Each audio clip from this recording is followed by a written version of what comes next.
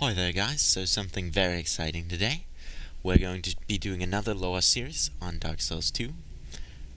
And yeah, so that's what we're going to be doing.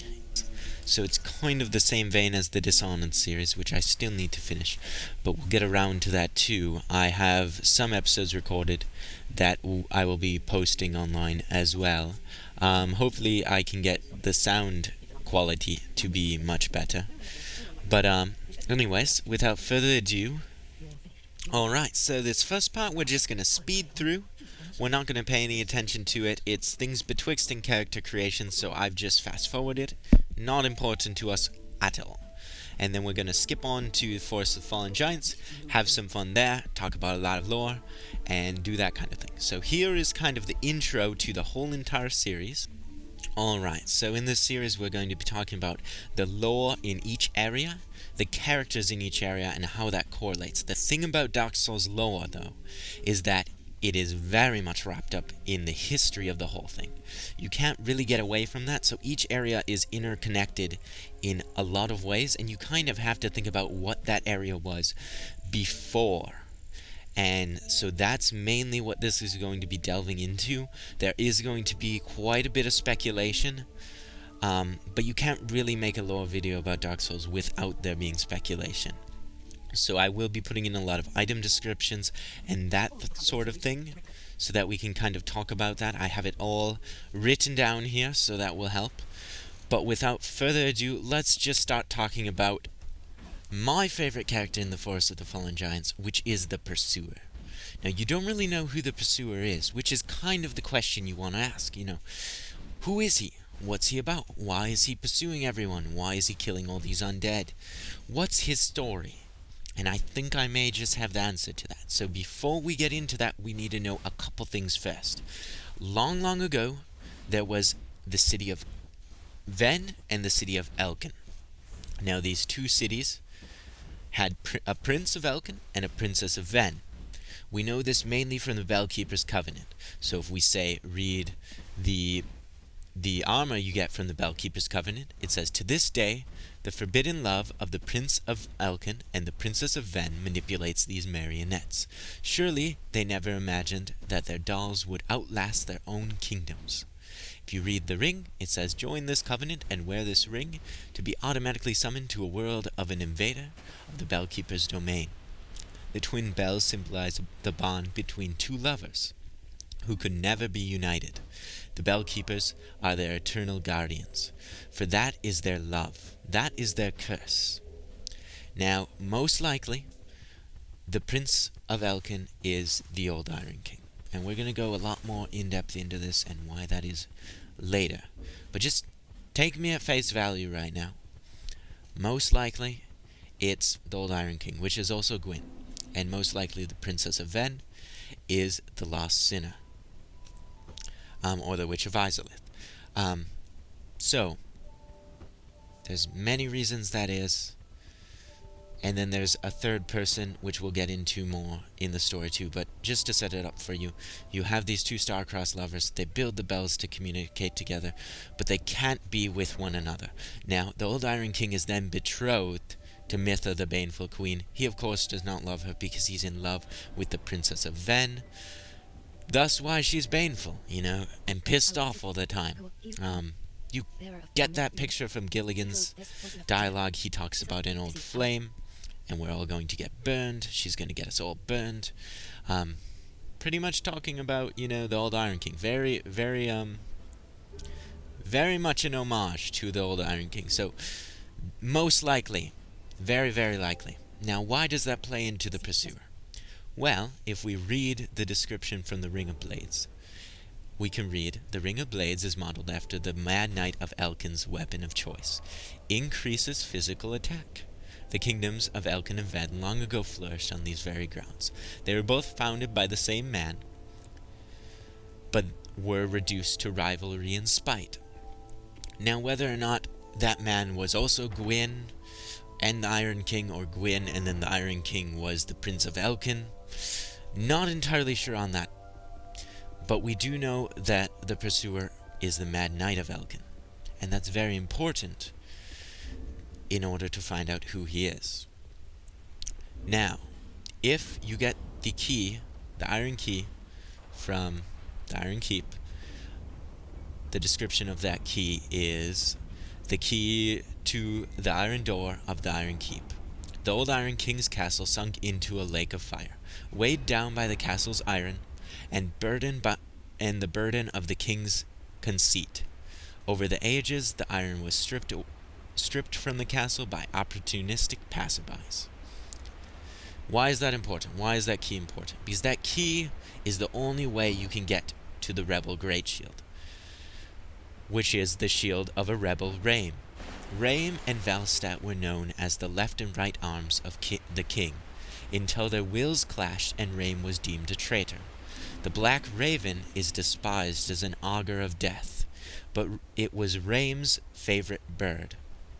Now, whether the pursuer was dropped by a raven or a hawk, it looks much more like a hawk. It could have been a brown raven, though. There are such things as brown ravens. Not necessarily the strongest argument, but if we go on to read the pursuer's great sword description, we can say, known as the mightiest of the straight swords, it demands great strength and dexterity of its wielder. The pursuer hunts down those branded by the curse, as if each undead soul that he claims will atone for one of his sins. So, a lot of people, when they read the shield, Rame and Valstat were known as the left and right arms of the king. You think Vendrick, right? The king. But perhaps it was the old Iron King. Perhaps it was Gwyn. And in that case, Rame is that traitor who betrayed Gwyn, and now what he's going after is the reason he's pursuing you is because each soul that he takes is to atone for whatever it was he did that deemed him a traitor. Kind of like Havel, almost. But I think what really sells it is just, we know the pursuer is the Mad Knight of Elkin. We know that Elkin is Belfry Sol. We know that the old Iron King was the Prince of Elkin.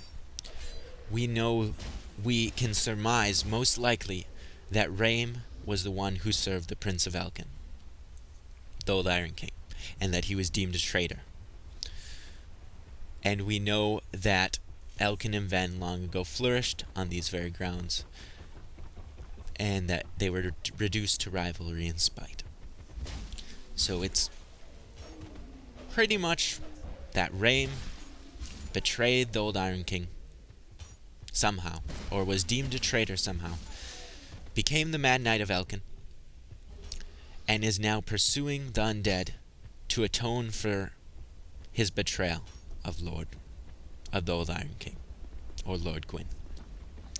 I mean, it has to be. That's what makes the most sense. Because, and the old Iron King, he even had a hunt for the undead, right? He even sent people out to go and hunt the undead at one point. Perhaps Rame's punishment was to be turned into the pursuer. Maybe the reason he's the Mad Knight isn't of his own choice. Perhaps, Gwyn, or the old Iron King, made Rame do it, just turned him into the pursuer. Now he's there atoning for his sin by just pursuing all these different people, all these different chosen undead, and killing them off. The question, of course, then would be, why does Gwyn want to stop the chosen undead from gaining the throne? Anyways, that's what I think it is. It makes the most sense. It's gotta be, right? But tell me what you think. Please leave some comments in the description. Tell me on each of these different theories. I have a couple more that we're going to share, and then just some descriptions that we actually know. The episode is a little long, so I might split it into two different parts. One mostly focused on the lore, one focused on the gameplay, because we do have to actually do somewhat of a let's play. Actually get through the game. And I'm not sure I actually have enough lore to fill the amount of time it takes me to beat each level. So, it might branch into other things. But anyways, tell me what you think in the comments. Please, that will be wonderful. Because now we're going to go into something absolutely ridiculous. I don't believe it at all, but it's worth noting. So, if you look up, and this is going into pure speculation. I actually don't believe this because I just kind of told you what I believe. But I would like to bring it up just because it's so uncanny that it's actually quite interesting. So if you look up what Elkin is, right? It comes from Elkhorn, which is an Irish, I believe, Irish or Scottish family name. And if you actually find the family crest for Elkin, you'll find that it looks like this, and I'll put a picture of a mug with it on the screen. So yeah, it has the exact same kind of symbol as Creighton's armor. So is Creighton the Mad Knight of Elkin? The Mad Knight of Elkin? It's possible. I mean, if you think about it, Cale says he was, a knight by name only. He was put in jail for multiple murders. Whether Cale's telling the truth, we don't really know, so this is all speculation. And that Creighton himself will tell you that he's a knight of Mira. Now, would that mean that Mira is Elkin? That the old Iron Keep stretched into Mira? I don't know, because to me, the Bellkeeper story really tells you that Belfry Soul is Elkin. But it's possible that, Mira is present-day Elkin, and that, in fact, maybe Creighton's the Mad Knight of Elkin and the Pursuer is someone entirely different. I don't actually think that, but it's possible. I mean, he has the same family crest as Elkin, and he certainly is a Mad Knight. But, and then you'd have to look at the Ring of Blades, which is modeled after the Mad Knight of Elkin's sword, right? A weapon of choice. Well, Creighton uses an axe, so not really sure how that correlates. But it's something I noticed, something that I don't think anyone else has kind of brought to the table. Maybe there's something there that I'm kind of not seeing, but it would be really cool to kind of find out about that. So if any of you have any comments on that, that would be awesome as well. But let's also talk about, we've been kind of talking about a bunch of different things that aren't actually the Forest of the Fallen Giants. But they are sweet, and they are characters in the Forest of the Fallen Giants.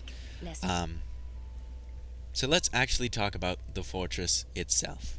So the description for the fortress is: in the middle of the forest lies a rundown fort that was severely damaged during the war, with giants and soldiers tasked with defending this fort succumbed to the curse of the undead and hallowed long ago.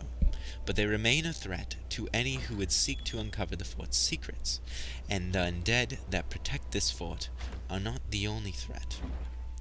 So, now we're going to kind of branch away from the fortress, because in the future you get the Ashen Mist Hut and you can go into the giant's memories. Now those memories really give you some in-depth detail into what this fort was, because you go right into the battle with the giants.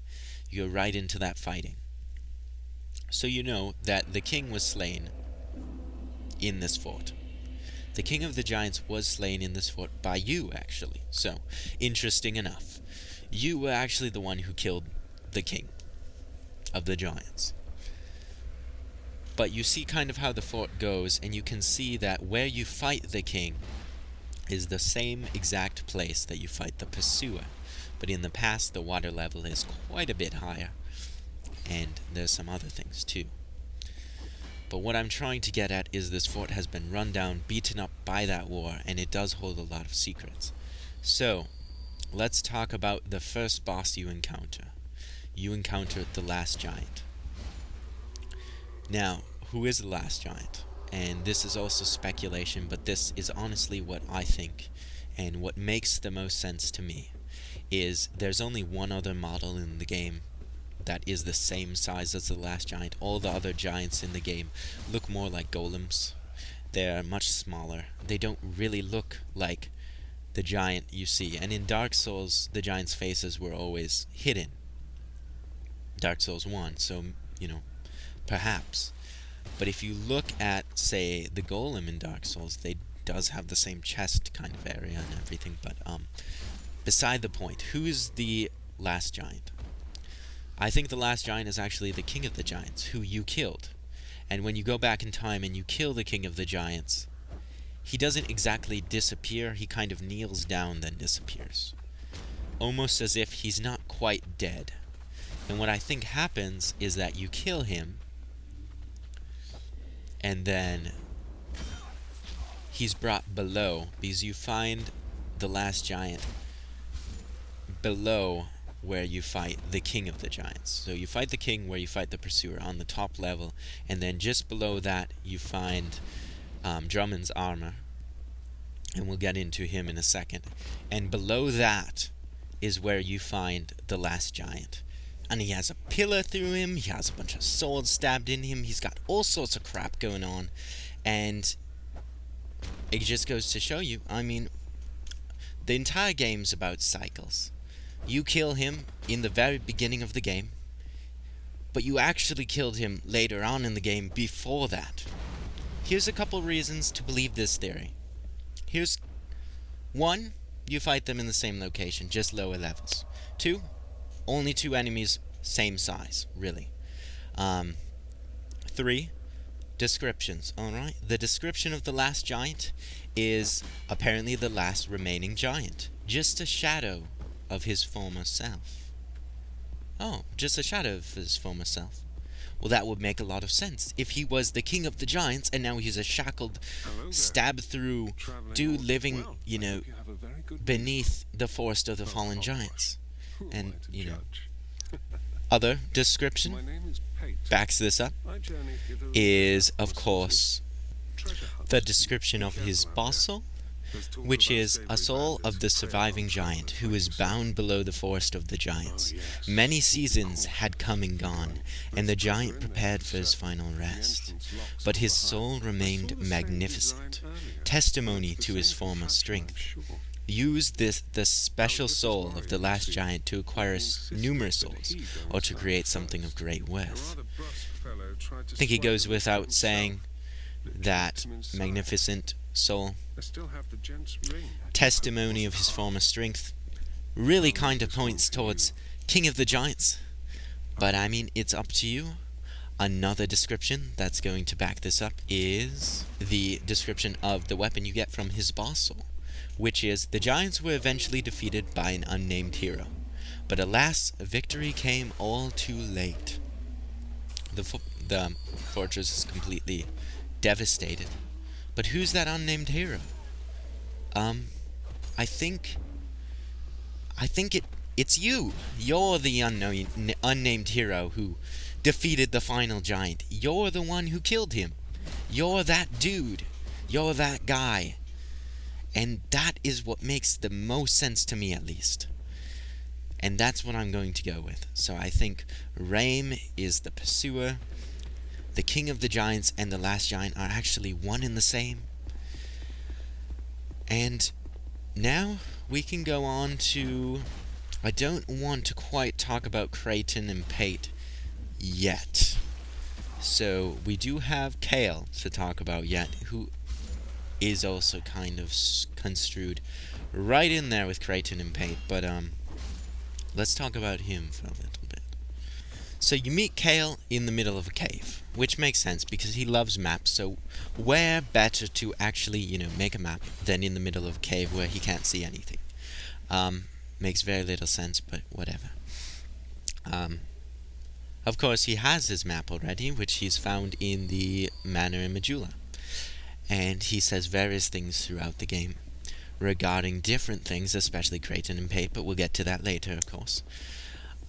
So who is Cale? Where is he from? What's his story? It's actually quite simple. Cale's from Mira. We know this because he talks about Creighton from his homeland of Mira, and he says Creighton's from Mira. So we know Cale's from Mira, and the other thing we know is a Helm of Light Mira foot soldier belonged to Cale the cartographer. Apparently Cale procured this inexpensively, second-hand, but it's surprisingly well made. So, how Cale got through the King's Gates, we don't really know, but He's from Mira, and he stole his armor. He likes maps, and he's on a mission to map all of Drang Lake, and he has found a map of Drang Lake. That's really all we know. One more thing we know, which is kind of something that is rather interesting and confusing in general, is that Navlan wants Cale dead because apparently Cale touched him. How, Cale got through the King's Gate back to Mira, and then touched Navlan in Aldea's Keep, and looked at him strangely. I have no idea. But according to Navlan's dialogue, Cale touched him as if he were some sort of rare specimen. Perhaps Navlan wants there not to be a map. He refers to Cale as the cartographer drafting the map. Maybe Navlan doesn't like maps. Maybe he has an irrational hatred of maps. But more likely he holds the grudge because Cale treated him as some sort of specimen. Is there more to that story? That would be awesome. Honestly, racking my brain, I can't even come up with anything. So I'm just going to speculate randomly. So did you guys know that Cale decided to go through the King's Gates because he has actually got the key to the King's Gates because he is the person who made them, actually. And so he went back to his hometown of Mira, realized it was completely destroyed because Aldi's a complete idiot and turned into a dragon and such. So he went to go see his old friend Navlan, who is a dark sorcerer. Did not realize that at the time, thought it was just going to be his childhood friend. He dropped by, found out Navlan was now a dark sorcerer, and he's like, oh, well, I have a interest in dark sorcerers. They are rare specimens to me, and I like to touch them in various ways to make sure that they're, nice and plump and whatnot. So he touched Navlan in various locations, and Navlan did not like that. Navlan doesn't actually want to tell you where Cale touched him because it's quite personal. And I believe if anyone were to touch a dark sorcerer where Cale touched him, that dark sorcerer would probably want him dead. So that's why Cale's going to die for being Navlan's childhood friend and touching him. Yes, him. Yeah. Yeah. So that's basically it. So we talked about the first of fallen giants. Wow, that was a mouthful. The forest of I can't speak worth anything right now. The forest of the fallen giants we've talked about.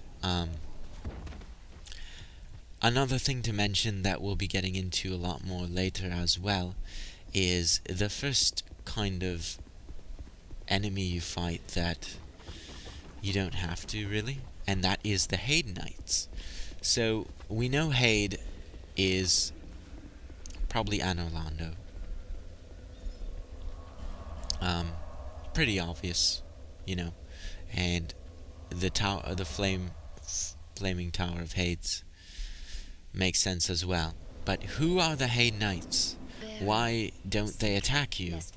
What are they just there for funsies? What's their story? So let's get into that. And yeah, so item descriptions first. From the Haid Knights chainmail we learn chainmail worn by Haid Knights. Whether Haid refers to the kingdom or was just a name for the land is not clear. For no record dates back far enough to tell. All that is known is that the Way of Blue has its origins in Haid, and that Haid was later subsumed by the sea. The only other description we get is from their weapons, which is a lance originating in Haid. A special alloy makes it very durable. The tip of the lance has been extended.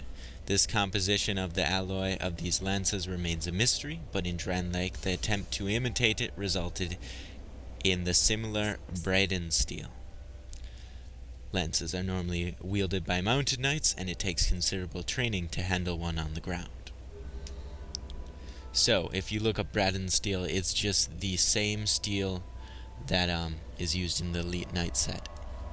And what that says is that it's a common alloy, mined in the south, which happens to actually be where, the old Iron King is, so perhaps since the old Iron King is Gwyn, and Gwyn likes lightning, that's why they were mining it in the south. But then again, Braden steel, I don't remember if it must have lightning effects, so the Elite Knight set must be resistant to lightning. That must be what it is. I haven't actually looked that up yet, but that's what I'd assume. So that's where we're going with that. Anywho, so kind of what we can tell about the Haid Knights, at least for sure, is one, Haid and the Way of the Blue are connected somehow. Now, my theory is that, like it says in the item description, Haid wasn't actually an entire kingdom. Perhaps the Tower of Flame, Haid's Tower of Flame, is actually, where the Knights' headquarters was. And they were basically, I'm thinking they're all the way from Gwyn's era, or between where the old Iron King and Gwyn, because there's like this period between where something happened that we don't know, and that's where Elkin and Van and all of those things, and Strayed, and those kingdoms that are gone now, that's where all of that happened. So Haid's from there, is what I'm thinking.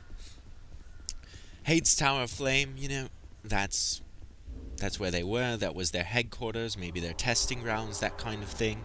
And so they were part of the Way of the Blue.